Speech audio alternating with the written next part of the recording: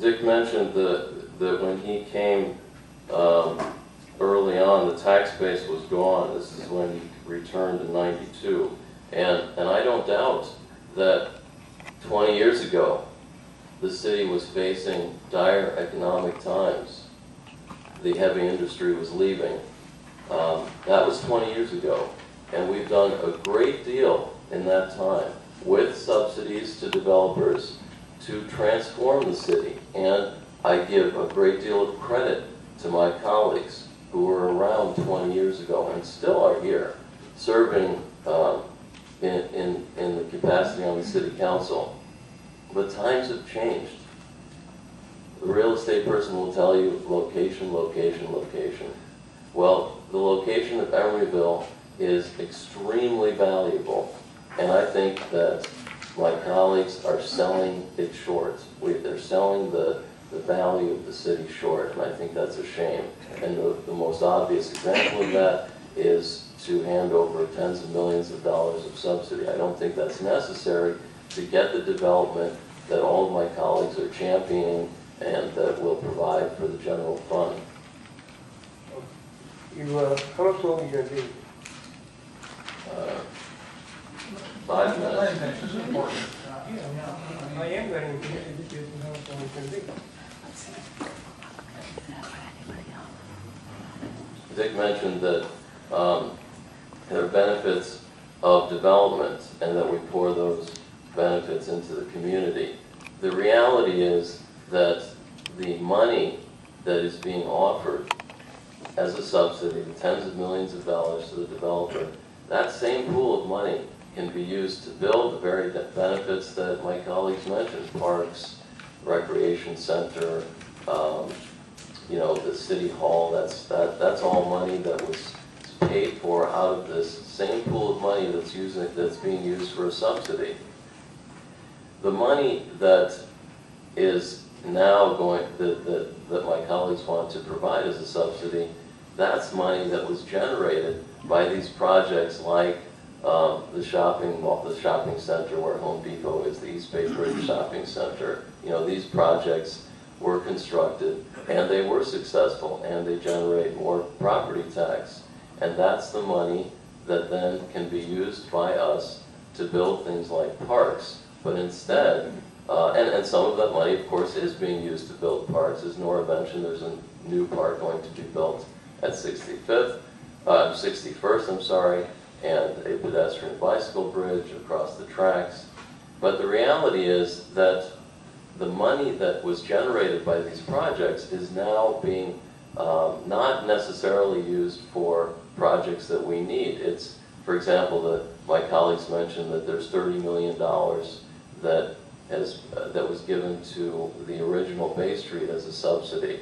And they mentioned that, we need to protect that investment. Well, that means that it hasn't really paid back. I mean, there's certainly sales tax revenue from Bay Street, but it's nowhere near the scale of $30 million. And so we've had this discussion, my colleagues and I, about, well, the cost-benefit analysis. Ruth mentioned that. Ruth Major mentioned that. And we've had that discussion, and that discussion occurred behind closed doors. And I believe that that is a very valuable discussion to have in public. I would like to be able to refute my colleagues on whether it's a good investment to sink tens of millions of dollars into Site B. But I cannot mention that because that's part of the closed session discussions, and it's off limits. But rest assured, it will be discussed in the future when the whole project is, the negotiation is done. The other thing I'd like to mention about the negotiation is that while this negotiation is occurring, the developer is most likely approaching all of my colleagues and trying to sell this project to each of my colleagues. It's happened in the past with other projects. And so the developer is able then to get a commitment. Well, it's a private commitment, of course, but to get a commitment that, from, the developer comes and says, well, here it is, do you support it? and so the developer can get a commitment from each of my colleagues. So when it becomes time to discuss it in public, yes, I suppose that my colleagues who provided that commitment could then go back on that, but I've observed that the deal is sealed while this whole negotiation is occurring, and when it becomes a matter of public discourse, there's really not much discussion or change that occurs at that point.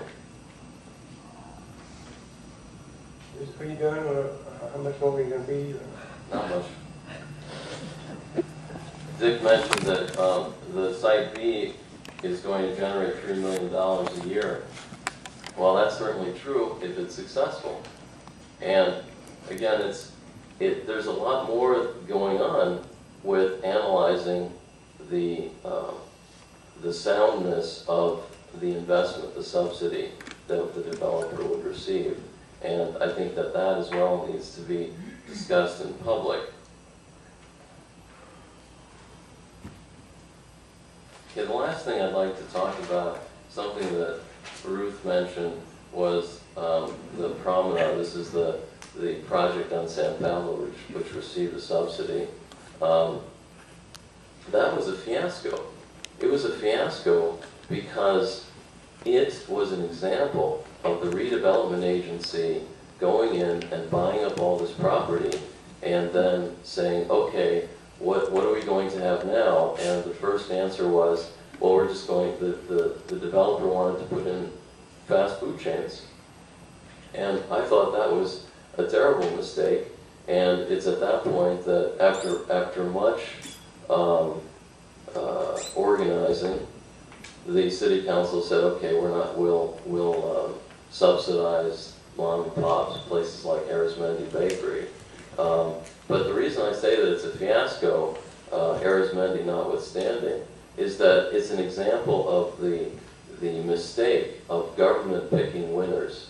It was a mistake to develop the property because, as we see, Starbucks, which is this huge national chain, was not able to succeed there. So I don't think any chains would have been successful there. But what if they were successful? Would that be a success? To have more Quiznos and Burger King? I don't consider that to be progress. And if you're going to put in government money, then you really should see some progress. And so I don't think that, I think that it's a mistake for us, city government, to think that we know what's best at Site B.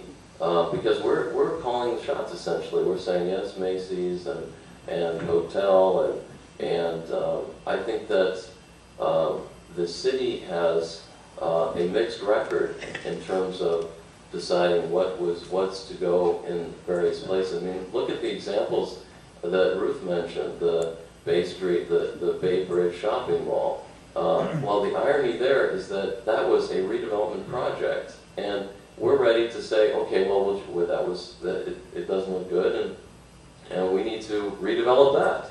And the Powell Street Plaza. I mean, if we were really as expert as my colleagues claim, then I would think that we would not have done these things that we now see were not really a big success. So let me close by saying that the paramount goal of mine is to be able to discuss with you the merits or not of a very big decision that the City Council is going to make. I think that it's too late to wait until all of the details of the negotiation are done. I don't think that that serves us at all, because it is foolish to think that we know what's best. I think that's a mistake.